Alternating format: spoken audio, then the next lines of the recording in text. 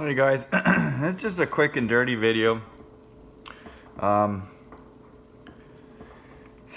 I've been running the bypass in my FSC, and for those that don't know, I'll quickly disassemble it here. I'm just gonna kind of go through my thought process. So I am just running the RV pad with the spring, with the regulator spring, and this cap, velocity adjuster cap. I just run it flush. Now the reason I've been running it flush is because, well, actually, first of all, I also have removed this cap in the rear and dumped out all the guts in here, so this is essentially just one large chamber. So we'll go back to this. The reason why I run this flush is very similar to the M17. When the gun charges up, the piston shoots up, and for those that know, that RV pad can be difficult to get out sometimes. So once it's set in place, it's gonna stay there. So I don't know if you can listen right now.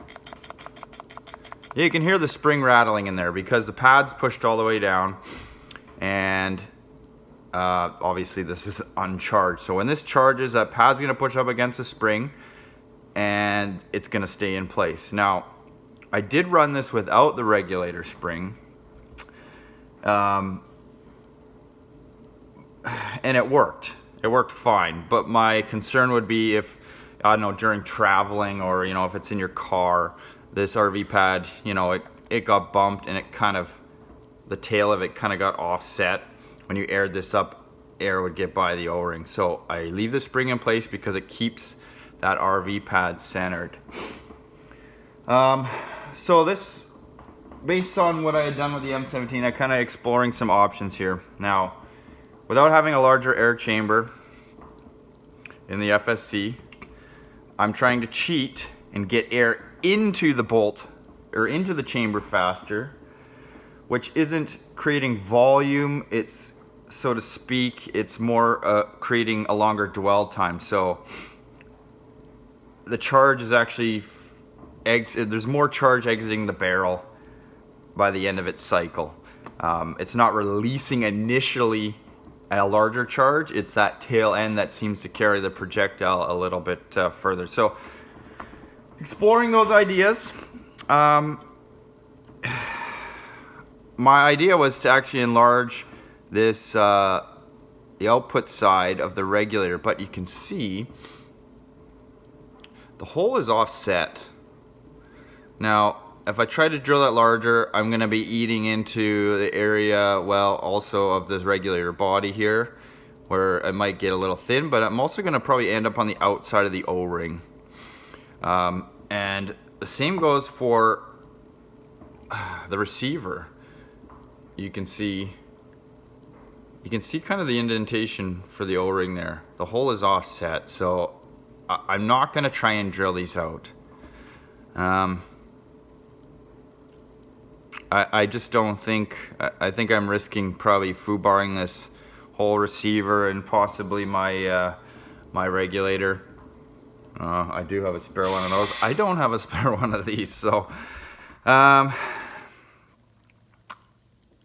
what I have done so far though, and this is what I'm going to be running my little test on here, was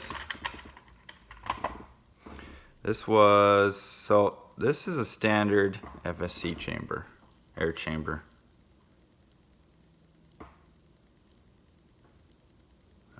You can see it's only got one hole there. Whether this makes a difference or not, I have gone ahead. I got a bunch of these spare chambers and actually added a few more holes. I didn't go any larger with these holes. I probably could, because the O-ring, it's sealing in this groove, and I could probably eat into the groove a little bit, but this is more proof of concept to see if there's anything. Is it worth chasing down any further. So I've re-drilled this air chamber with 4 holes. Is it gonna do anything? I don't know. But this is kind of the brainstorming that I go through, trying to figure out how to get air in there faster or more of it, essentially. I mean, there's not a lot to work with the FSC. So going back to the reg, I mean, maybe the only benefit here is CO2 and allowing the CO2 to expand in here. So in the testing I've done already, and this is the reason why I run this cap flush now as opposed to just running it down, is what I noticed is on a 12 gram CO2, my shot to shot between the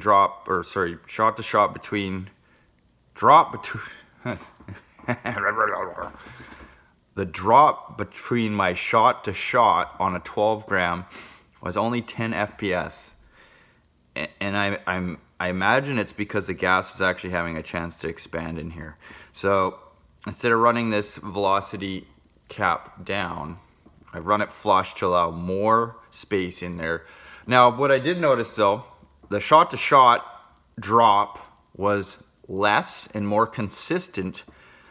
I think 4 shots, and then it went kaput. Then the FPS dropped off very sharply and dramatically, and my guess is that now the 12 gram is kind of out of that, it's liquid to expand in here, and it's not quite filling this chamber as much. And then literally after 6 shots, the marker's dead. So it kills a 12 gram really fast. Have I tried with a 90? Not yet. I just, I got the stuff to do it, but I'm kind of tootling with some other ideas first. But so far, that really seems to be the only thing I can find to do with this, with the FSC. Now, I do have some other ideas, but they haven't quite. I gotta run some other tests first, in any case. Yeah, so, hey, you got any ideas? Let me know. I may be willing to try some.